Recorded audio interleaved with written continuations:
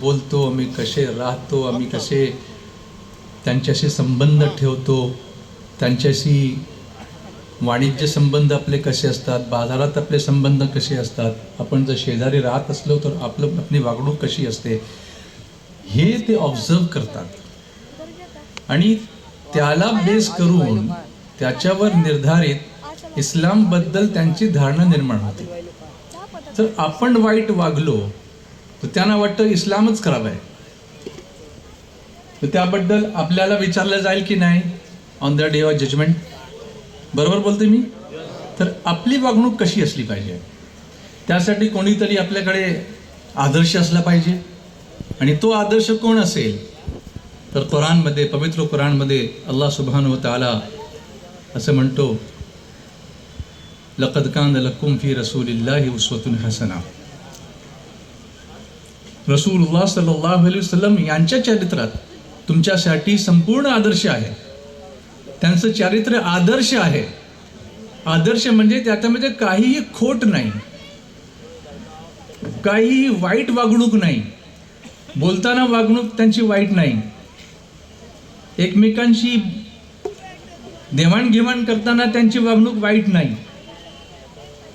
आपण जर हा आदर्श आपल्या समोर ठेवला आणि तसं वागू लागलो तर वातावरण सुधारण्यात काही वेळ लागणार नाही.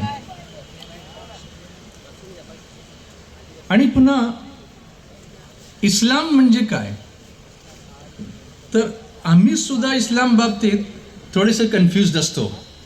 नमाज, रोजा, हज, झकात झालं तेवढंच इस्लाम आहे का?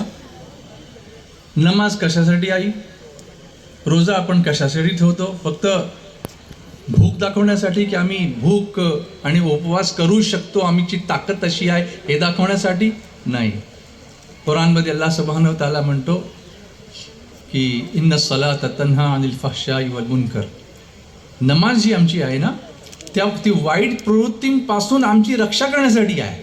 जो नमाजी असेल तो खोटारडा असणार नाही, जो नमाजी असेल तो जालिम असणार नाही, जो नमाजी असेल त्याची नजर खराब असणार नाही, जो नमाजी असेल तो व्यापार करताना खोटारडेपणा करणार नाही, कोणाला धोका देणार नाही. हे सगळं कंट्रोल करण्यासाठी नमाज आहे. त्यामुळे 5 वेळा नमाज आहे की सकाळी एकदा नमाजला गेलात की तुमचं चारित्र्य थोडंसं पवित्र झालं, पुन्हा बाजारात गेलात की पुन्हा परत या, काही गडबड नाही केलीत ना, अल्लाह समोर माफी मागा आणि पुन्हा पवित्र होऊन चला. ती तुमचं जर मन पवित्र झालं तर तुमचं चारित्र्य पण पवित्र होईल आणि ते बघून तुमच्याशी जवळीक साधण्यासाठी जग तुमच्याकडे येईल. तुमचा कोणी धिक्कार करणार नाही, तुम्हाला कोणी धुतकारणार नाही, तुमच्याकडे जवळ येतील आणि तुम्हाला बघतील आणि मग त्यांना कळेल की इस्लाम म्हणजे नेमकं काय. उपवास, रमजान, रोजा कशासाठी आहे? लअल्लकुम तत्तकून. फक्त उपवास ठेवण्यासाठी नाही, फक्त आपली शारीरिक शक्ती दाखवण्यासाठी नाही, तर आपलं कॅरेक्टर, आपलं चारित्र्य पवित्र करण्यासाठी आहे. रोजा ठेवताना सुद्धा आपल्याला खोटं बोलण्याची आज्ञा आहे का? परवानगी आहे? खोटं बोलतो आम्ही? कोणाचा माल आम्ही कब्जा करतो त्याच्यावर? बोला. उलट आपण स्वतः उपाशी राहून दुसऱ्यांना जेवणच घालतो, त्याची फजिलत हदीस शरीफमध्ये आलेली आहे. तर इस्लाम फक्त काही उपासनेचा फक्त धर्म नाही, तर इस्लाम संपूर्ण जीवन पद्धती आहे. जीवन पद्धती म्हणजे way of life. Islam is a